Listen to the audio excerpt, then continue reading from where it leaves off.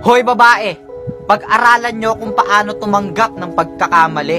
Na hindi porke kayo yung babae, kayo na palagi yung tama. Puta puro lang naman kayo tamang hinala. Tapos wala namang tumatama sa inyong mga hinala. Kaya pumapasok sa isip namin ng salitang pagsasawa. Tapos sasabihin mo kung mahal mo, hindi mo pagsasawaan. Putang ina, pagod na kaming masaktan. Kami yung nagsusori kahit kayo yung may kasalanan. Kapag kayong mga babae may kausap na lalaki, kaibigan. Pero kapag kaming mga lalaki may kausap na kaibigang babae, puta kabit. Tapos kayo pa yung galit. Kayong mga babae, hindi nyo ba naiintindihan yung salitang intindihan? O kailangan ko pang ipaintindi sa inyo para inyong maintindihan na hindi sa lahat ng pagkakataon kami yung may kasalanan dahil nasasaktan kami ng hindi nyo nalalaman.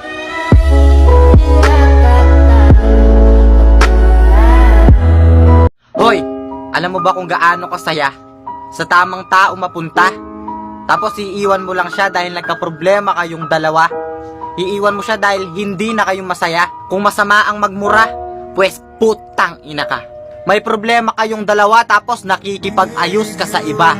Tama ka ba doon? Imbis na mag-isip ka ng solusyon para ma-save ang inyong relasyon, naghanap ka ng ibang karelasyon. Puta! Ang pag-iwan sa kanya ang napili mong solusyon. Sana hindi ka nagkamali ng desisyon dahil baka isang araw pagsisihan mo kapag nakita mo siyang masaya pero hindi ikaw ang kapiling niya. I'm sorry, don't leave me. I want you here with me. Teka lang ti, hindi porket kami yung lalaki, kami palagi yung iintindi. Hindi porket kami yung lalaki, kami na palagi yung mali. Porket kami yung lalaki, wala na kaming karapatan masaktan. Anong akala nyo sa amin? Robot? Hindi nasasaktan at hindi nakakaramdam ng pagod? Tao din kami. Mas malalim pa nga masaktan yung mga lalaki kaysa sa inyong mga babae. Tapos kapag babae yung nanakit, sila pa yung biktima. Pero kapag yung lalaki yung nanakit, lahat ng lalaki pare-pareho, lahat ng lalaki manluloko. Umay mga gago. Alam nyo, normal lang sa aming mga lalaki ang masaktan, mapagod, bumitaw. At higit sa lahat, normal lang sa aming mga lalaki ang sumuko. Lalo na kapag binasura kami ng taong tinuring naming mundo.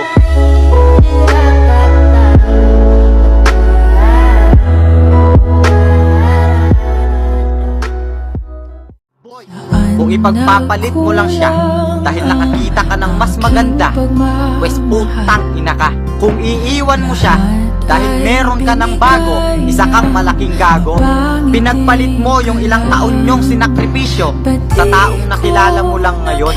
Sana hindi mo na lang siya niligawan kung bigla mo rin siyang iiwan. Sinaktan mo yung taong mahal ka para lang sa kagustuhan mong panandali ang saya. Gago ka, inisip mo ba kung ano mararamdaman niya? Alam mo yung masakit, hindi mo alam no, ikaw kasi yung nananakit.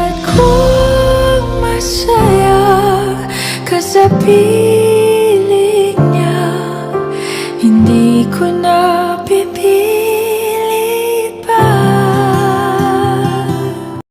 Alam mo, hindi mo naman kailangan i-please yung isang tao para magustuhan ka niya. Kakapili nyo sa ibang tao, nalilimutan nyo ng piliin yung sarili nyo. Kakabigay ng atensyon sa ibang tao, kaya nawawalan ka ng oras sa sarili mo. Kaya kayo nasasaktan Offer kayo ng offer ng pagmamahal sa ibang tao, pero hindi nyo naman mahal yung sarili nyo. Kaya bago ka magmahal ng isang tao, siguraduhin mo munang buo yung pagmamahal mo sa sarili mo. Kasi hindi mo mabibigyan ng sapat na pagmamahal yung taong gusto mo. Tapos kapag nasaktan kayo, iiyak-iyak kayo na niloko niya ako. Puta. Kaya be matured enough, gamitan mo kasi neto. Kaya palagi kayong natatalo, pinapairal nyo lagi ang inyong puso.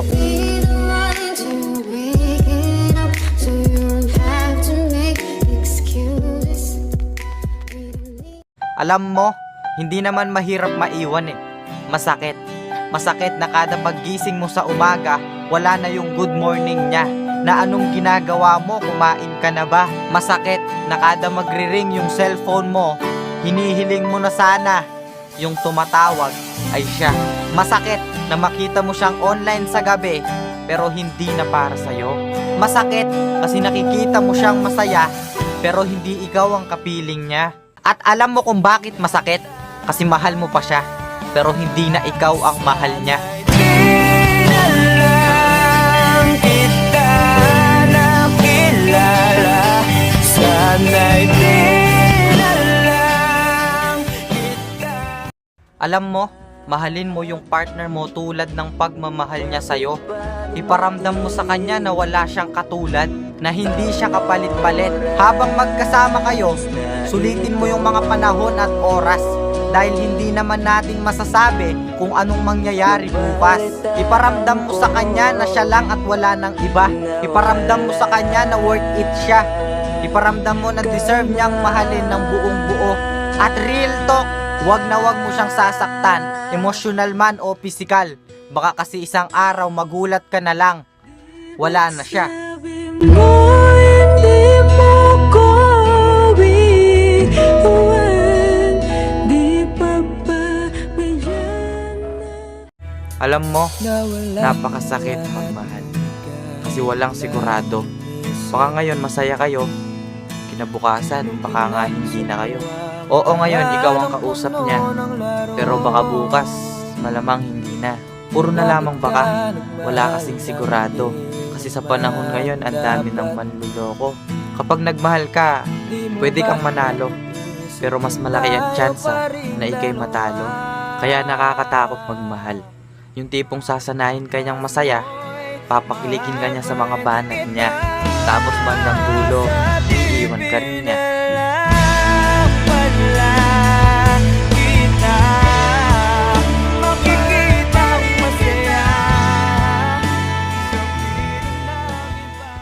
Alam mo, di lahat ng bumitaw, sila yung nanakit. Baka kasi kaya hindi na kumapit, hindi na nila makaya yung sakit. At nagpalaya, hindi dahil sa salitang pagsasawa. Nagpalaya at nagparaya ng taong mahal nila dahil alam nilang masasaya siya sa piling ng iba. Alam mo ba kung gaano kasakit? Bitawan yung salitang kung saan ka masaya, dun ako. Pero deep inside, ako ang piliin mo. Nakaramdam ng pagsuko, hindi dahil meron silang bago. Kasi una pa lang, patuloy silang lumaban kahit pagod na silang masaktan. Kaya real talk, believe ako sa mga taong nagpalaya at nagparaya.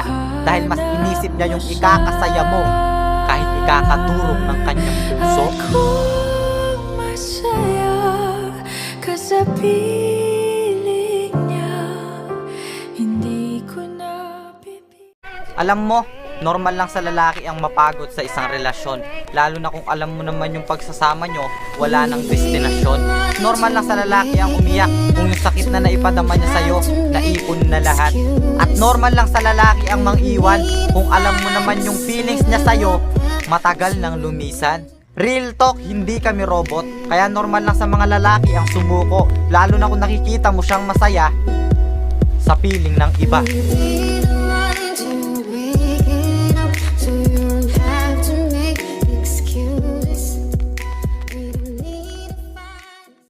Kung iiwan mo siya sa kadahilanang hindi na kayo masaya, so nakipagrelasyon ka sa kanya para lang maging masaya ka.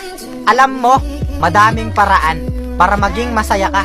Pwede kang mag-ML maghapon, o kaya mag-basketball ka, mag-swimming ka, makapag-inuman ka sa mga tropa mo. Huwag mong gamitin ang damdamin ng isang tao para lang maging masaya ang mundo mo.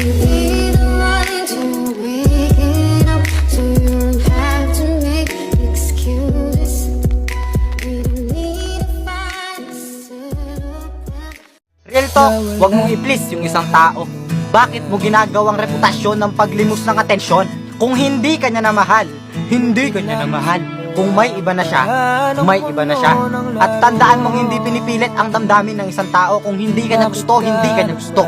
Kaya kahit masakit, tanggapin mo na. Kalimutan mo na siya. At hayaan mo na siya kung saan siya masaya. Sabi nga ng Bandang Lapis, titiisin ko lahat basta para sa'yo kung saan ka masaya.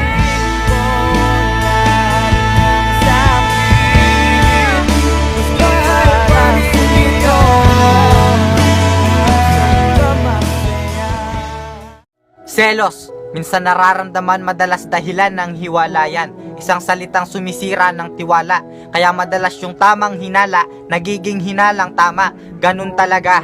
Sa panahong to kapag nagmahal ka ng totoo, ikaw yung talo.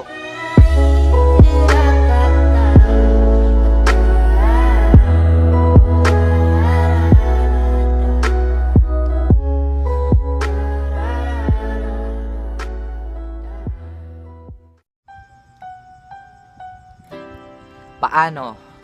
Paano kung masakit na, itutuloy mo pa ba yung isang laban na alam mo namang talo ka?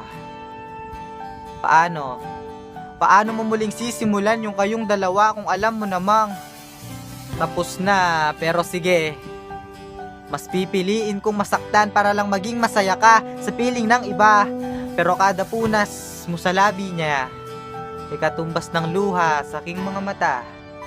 Pinatikim mo ako ng matamis na kasinungalingan, kaya bigla akong naduwal sa mapait na katotohanang hindi na ako, oo hindi na ako ang nagpapasaya sa'yo, oo hindi na ako ang iyong mundo, oo hindi na ako. Hindi na ako ang sinasabihan mong mahal kita at kumain ka na ba, oo hindi na ako. Hindi na ako ang hawak ng mga kamay mo. Kaya sana mag-iingat ka at ingatan mo din siya, kasi nakikita ko sa inyong dalawa kung gaano kayo kasaya nang higit pa sa ngiti mo nung tayo pa. Kaya kung pagbibigyan ako ng isang kahilingan, ito yon. Sana hindi na lang kita nakilala. Sana'y di na lang kita nakilala. Sana'y di na lang kita. Real talk, kung iniwan ka niya dahil hindi na kayo masaya, pues maging masaya ka. Dahil nawalan ka ng isang taong hindi ka kayang bigyan ng halaga.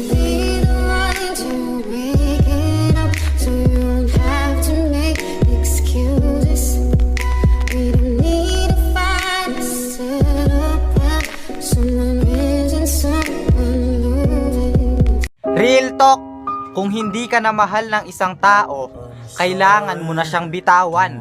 Hindi dahil hindi mo na siya kailangan, kundi para hindi ka na masaktan. Kaya bitaw na, tanga ka na nga, bobo ka pa. Kasi kung itutuloy mo pa, para kang lumalaban mag-isa. Talo ka na nga, nilalaban mo pa. Kaya kung mahal mo talaga siya, handa mo siyang bitawan para hindi na kayo mahirapan. Maging masaya ka para sa kanya, kung mas liligaya naman siya sa iba. Ganun talaga, may mga taong mananatili sa puso natin, pero hindi sa buhay natin. I'm sorry, don't leave me. I want you here with me. I know that your love is gone. Real talk, kaibigan, ingiti mo ang problemang yung dala.